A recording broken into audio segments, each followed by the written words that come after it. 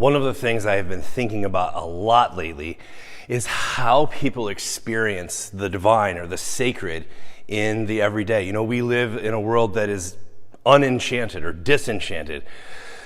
People read the Bible or the ancients, and they live in an enchanted world where lightning or whatever it was, there was a mystic quality to it.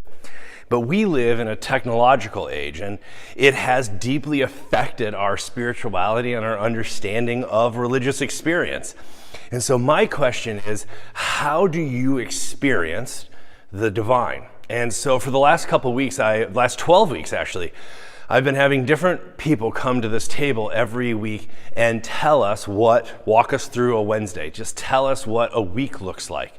And so people in various phases of life, we've had teens and 20s, 30s, 40s, 50s, 60s, 70s, and 80s all come to the table. People, some who work with their hands, some people who work in help fields, some people who work in tech, and it's been a fascinating experience. One of the things that has really come through to me is that those who have the ability to sense the divine in the midst of a day often have the ability, like playing Where's Waldo, they have the ability to find that in more than one place.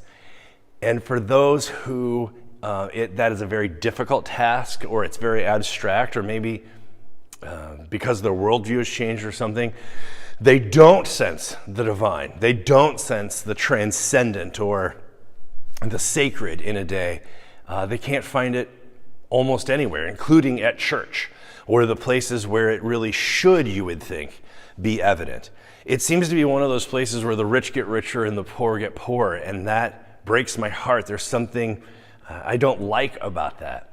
And so one of the things that I'm hoping to do this week, and I want to reach out and just kind of pool our ideas, trade notes together, brainstorm, is if you look at an average day, where would you find the sacred? Because here's my fear. My fear is that for so many of us in a capitalist system where we have to earn a living, we have to have a mortgage, we have to have roof over it, we have to pay for food, we have to have a cell phone, we have to have internet service, all this stuff. What it has done is it has created a situation where the formula of our life is almost entirely givens, static, knowns. There's almost no wiggle room. There's almost no variables.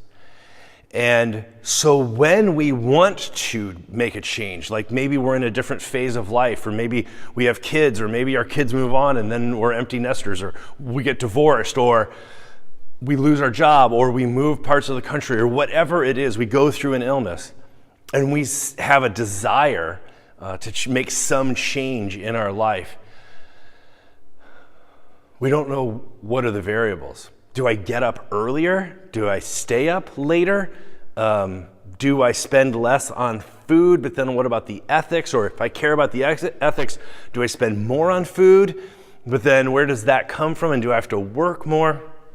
So it seems to me that in 21st century, the formula of our life, the givens are too dominant, they're too prominent, and we have conceded the rules of the game to these elements, and there's almost no variables. So I would love to compare notes or to hear from you. How do you switch what seems to be a given and assumed to a variable? How do you get what seem to be variables, like whether you experience the divine or the sacred in a day, to be a given? How can you start assuming that? I would like to work through the sacredness of an average day and say, how does one experience the divine? Because here's my end goal. I have found that when somebody is able to sit across the table from a friend and recognize the sacredness of that, they have that ability to recognize that in strangers and people they haven't met yet, the divine. When they have the ability to experience a moment and say there's something special about this moment, then they can see every moment as special. So if the Sabbath, if Sunday is a sacred day, the other days of the week are illuminated. Over and over, I find that this is an area where the rich get richer and the poor get poorer. And I want to figure out how in the 21st century to facilitate a wealth for the common good so that we all prosper for human flourishing. So if you have thoughts on this, I am really open to suggestions wherever the conversation takes us. I would love to hear your reflections on what Walk Us Through a Wednesday, or Where's Waldo, or how do you experience the divine? How do you change givens to variables and vice versa? Let me know if you have any thoughts on this. I would love some feedback.